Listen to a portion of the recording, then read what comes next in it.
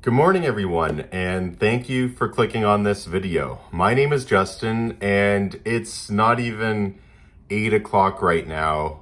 The morning after the Leafs' late game, 10:30 start against the San Jose Sharks, a game that they lose 4-3 in overtime. And I'm tired. I'm tired because I stayed up late to watch the full game, but I'm tired of this team right now and the effort that they're putting forward. Haven't made a video so far this season since the season started. I've been putting it off. I've been waiting for something major to happen. I've been waiting for this team to start picking it up. I'm usually a very optimistic person when it comes to the Toronto Maple Leafs, waiting for the positive outlook on the season. And so far, it just hasn't happened. This team has looked quite awful, honestly. And I made a video at this point last year, in fact, one game ago last year, when the Leafs were 2-4-1. And that was, I guess, the turning point. I really hope that this is the same thing this year.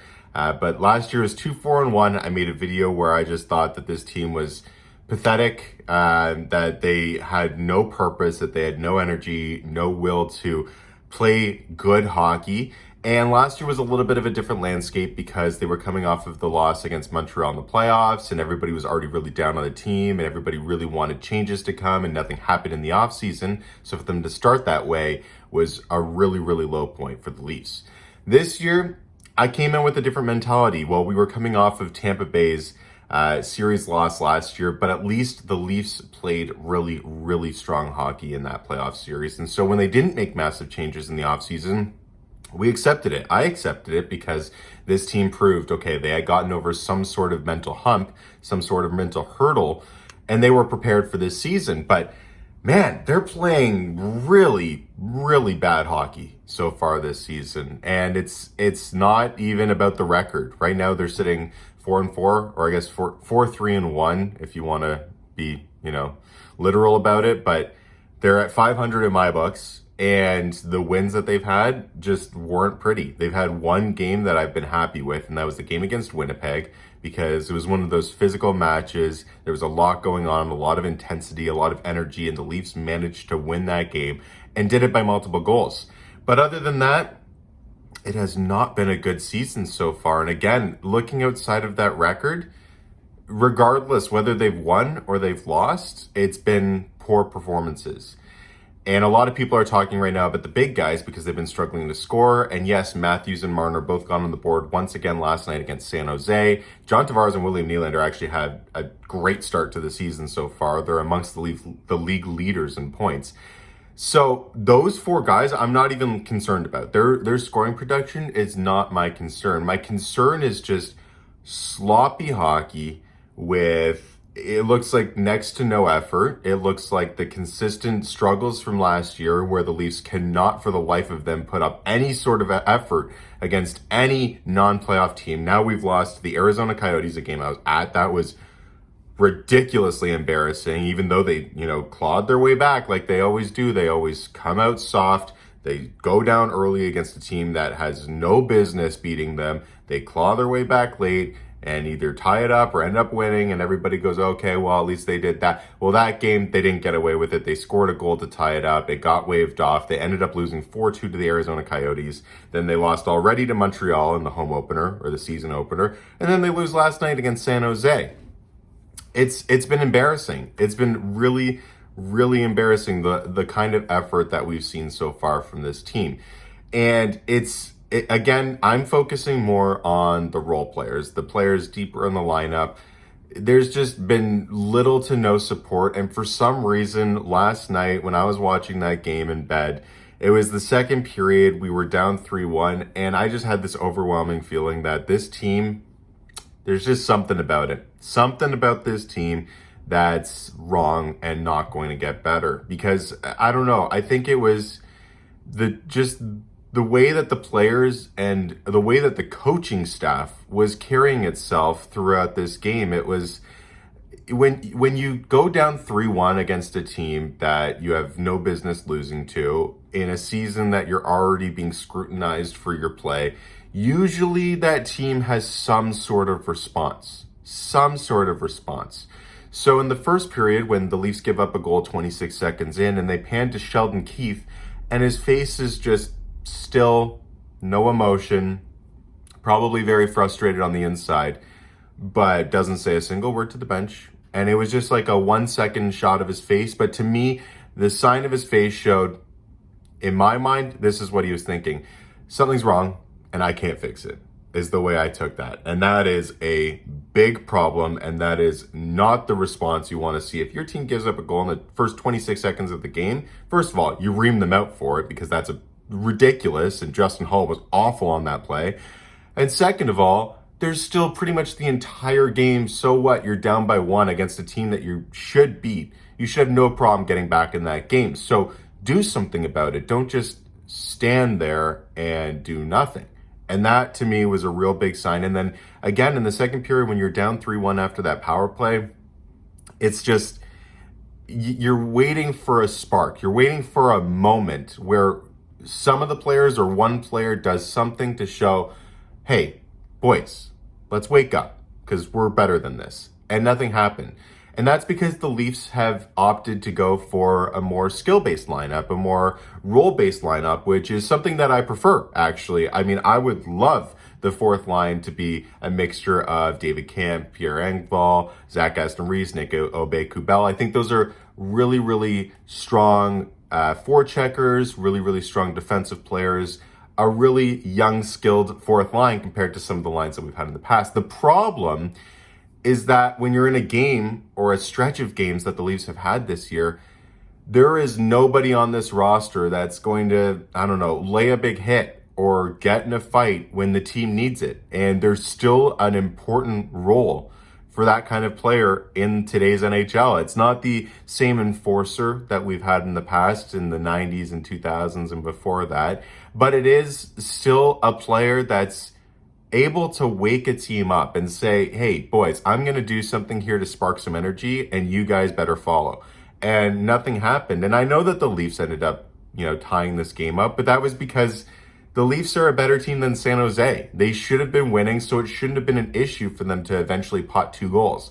But when you have, I think, only 5 shots in the second period, or 14 shots in the first 2 periods, whatever it was, against the San Jose Sharks, it's not good enough. And again, you need someone to be able to lift the team up, and no one was able to do that. The team together clawed their way back, and I thought actually had a really good third period, but that's not out of the norm for this team to play 2 miserable periods and then come out and play well in the third period, claw their way back just to either win and get away with it, which is not the right way of doing it, but at least I would take it. I take the 1 point we got last night, but usually they end up losing still, and it's just false hope. And everybody's left thinking, well, if this team came out and played 60 minutes how they played in the third period, who knows what they could have done? They could have destroyed San Jose. They could have destroyed the Arizona Coyotes, but they just don't.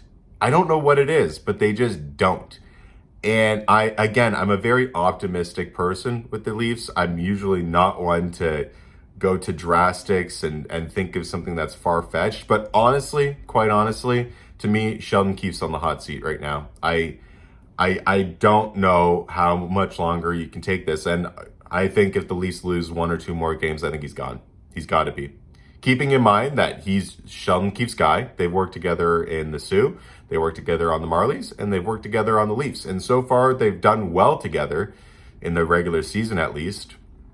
But you got to keep in mind, this is Kyle Dubas's last year on his contract, and he's not just going to roll over and die and say, I'm giving up on getting a contract extension with this team. I'll test the waters on when I don't have a job and see if another team wants me as a GM. He's going to want to make a move. And there's only so long until upper management above Keefe makes that or above Dubas that makes that decision that, Dubas isn't getting an extension. Dubas has to act fast. And Keefe, so far, I don't think this is a problem for him. I think he's just the brunt of it. But this team needs a wake-up call. And so far, the players haven't taken upon it themselves to make that wake-up call happen. Again, the Leafs were in the same spot last year. They started 2-4-1. They had, I think it was an overtime win against Chicago, and then went like 13-1 the next 14 games. And it's quite possible that they do that again here. And hopefully after this video, this is like the turning point from last year, and they can go on an incredible stretch. But there's no reason for me to believe that that's going to happen. And some notable players that I was looking forward to seeing how they play this year is just have been awful. Justin Hall, I made a bold prediction before the season started in my hot takes video. I made the prediction he's going to have a bounce back season and we're going to love him this year. And boy, is he even worse than last year. He's so bad. As soon as Timothy Liljegren gets back, which he's doing a conditional stint right now with the Toronto Marlies, so it looks like he's getting closer. As soon as he comes back in the roster, he's Hall's replacement. Hall's gone. He's got to be. Trade, sit in the press box. I don't care. It's embarrassing that someone like, I think Nick Robertson got benched yesterday, when Nick Robertson every single shift pours his heart and soul into the forecheck, the back check. Sure, he makes mistakes, but he's young. He's going to learn, but he gets benched, and Justin Hall gives up solely the first goal 24 seconds in, probably had at least 6 turnovers. You can't rely on that guy ever having the puck in his own zone without any pressure and not giving it away. Threw the puck over the glass in a delay of game, and still gets ice time with no repercussions. This is a player that needs to take some accountability at this point, because he has just been awful. Really, really bad. But it's not just him. Pierre Engvall last year was really good for us. Really good. 2 years ago, I couldn't stand the guy. I hated him. I thought he was absolutely useless. I thought as soon as he gets the puck, the play dies. I thought he has zero IQ. Last year, really strong penalty killer. Really strong on the forecheck, really strong taking puck from opponents, and made some really good plays and was able to put the puck in the net. This year he looks lost again. Completely lost like 2 years ago. It looks like he's not even worthy of a fourth line role. And he just got an extension only for 1 year, albeit, but at $2 million, I'm pretty sure. And he's just not cutting it. Not cutting it at all. For that kind of contract, you need to be on the third line, but this player doesn't deserve to be even on the fourth. So I don't know where he needs to go, but he needs to pick it up. And then, honestly, I've been really disappointed in Calle Järnkrok. He got a 4-year deal with the Leafs this year, and I was really looking forward to seeing what he could do on this team. This last game was a little bit of a stint at center for him, third line center, and he's been really quiet. Really, really quiet. Not really doing anything. It's been a whole bunch of nothing when that line is on the ice. They got to do something. They got to switch something up. They got to make some sort of change. I've actually really liked Victor Mete on the defensive end. We don't hear his name often, and I think that's a good thing when you're talking about the defense, because he's not making many mistakes. He's a really good skater. He's actually, produced a little bit of offense by getting the puck up to the forwards really well. Again, the top 4, the big guys, I'm not concerned about them. Matthews and Marner both got goals yesterday. They're off the schneid, hopefully.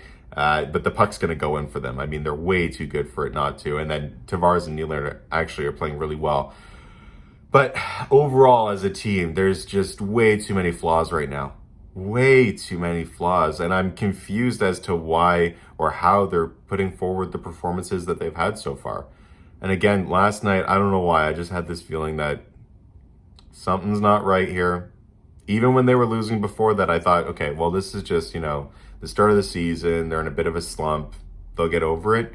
We're 8 games in, still a very small sample size, but I'm getting the impression this team needs something.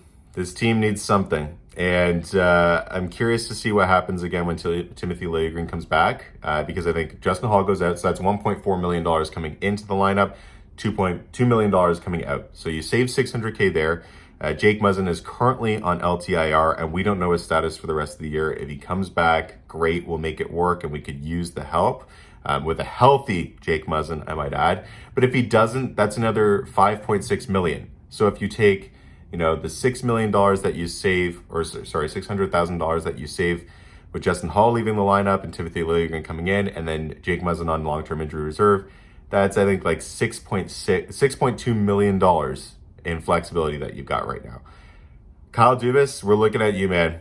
I've been a supporter of you. I love the moves that you make. You got to do something here. You got to do something. You got to address this team. I'm not liking what I'm seeing at all. I think Wayne Simmons needs to be in the roster in the next couple nights, because if the Leafs keep coming out and playing performances like they had last night, You need Wayne Simmons or someone like him to just say, guys, wake up. Wake up. Big hit, fight, anything, something. I don't care. And I'm not looking for just a win next game. I'm not looking for them to just scrape by. I'm not looking for them to get away with one. I'm looking for a dominant effort. We have not had one this season in 8 games. The Toronto Maple Leafs, the 4th place team last year, who has had a very easy schedule to start the year, other than it's been a lot of games in a quick period of time, but to me that's a good thing to start the year, have not dominated ever. And it's been pathetic. It's been really, really bad. So that's what I'm expecting. That's what I'm looking for in the next game. What are you looking for? What are your thoughts? Please let me know. This was a bit of a rant. But again, I do see some serious stuff coming if this team doesn't turn around soon. So thank you so much for clicking on this video, for watching it. I hope you all get some rest today. I know I need it. I'm exhausted. And I'll see you in the next video.